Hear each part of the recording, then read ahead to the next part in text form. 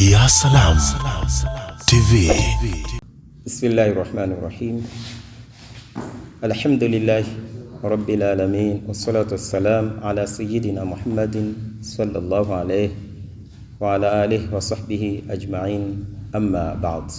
Kikubwa ni kuizungumzia Maarifa Day ambayo inafanyika kila mwaka tarehe 7, inaanza kilele chake kinakuwa ni tarehe 10 mwisho wa shughuli hiyo. Shughuli hii ni katika kuadhimisha maadhimisho ya ilmu. Ni jambo tukufu katika shaa'irillahi, zile alama za Mwenyezi Mungu, nayo ilmu pia ni mojawapo. Watu wa Shamsul Maarif wakachagua hii Maarifa Day ili kuhitimisha shughuli zao kwa kumshukuru Allah Subhanahu wa Ta'ala kila mwaka kwa kuweza kukutana na kuweza kuzungumzia fatawa mbalimbali za kiilmu na kuweza kuunga udugu kwa watu kutoka miji mbalimbali katika matawi yao. Chuo hiki takriban miaka 20 iliyopita kilipoanzishwa mpaka leo kina matawi zaidi yasopungua 90 kwenda mbele.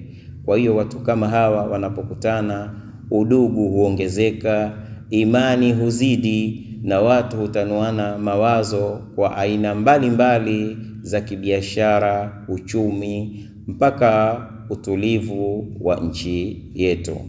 Kuna maneno ambayo yanasemwa, maneno ambayo kutakuwa na maandamano ya vijana.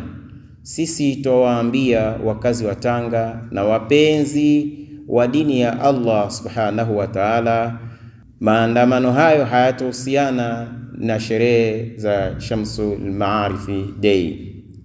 Kweli kuanzia tarehe 7 kutakuwa na ziara ya kuzunguka baadhi ya maeneo ya mji wa Tanga, lakini si maandamano hayo, ni katika kufurahishikia ilmu, na haya yapo kila mwaka tokea miaka 20 iliyopita hiyo, na tarehe ndio hii na muda ndio unakuwa huo waliopanga, lakini si maandamano ambayo yatahusiana na nchi.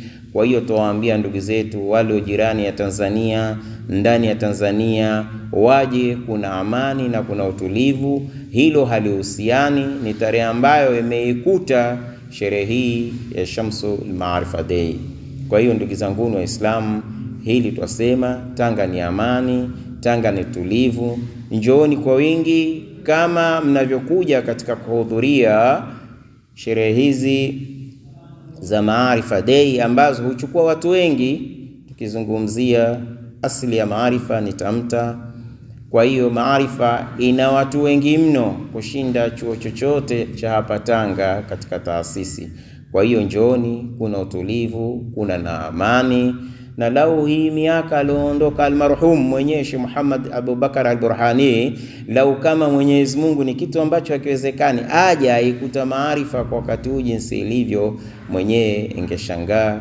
Kwa hiyo kikubwa tu apongezwe mudiri wa hivi sasa Sheikh Samir Sadiq kwa kuweza kuiendesha kitaaluma na kimipango mbalimbali mpaka kudumu nao kwa muda huu. Mwenyezi Mungu ambariki, na sisi tuko nyuma yake kumfuatilia yeye kwa masomo na rai mbalimbali na ushirikiano. Allah atuwezeshe ili tuweze kuhitimisha sherehe hizi kwa utulivu na amani. Mwenyezi Mungu atupe kila la kheri insha Allah. Ya Salam TV.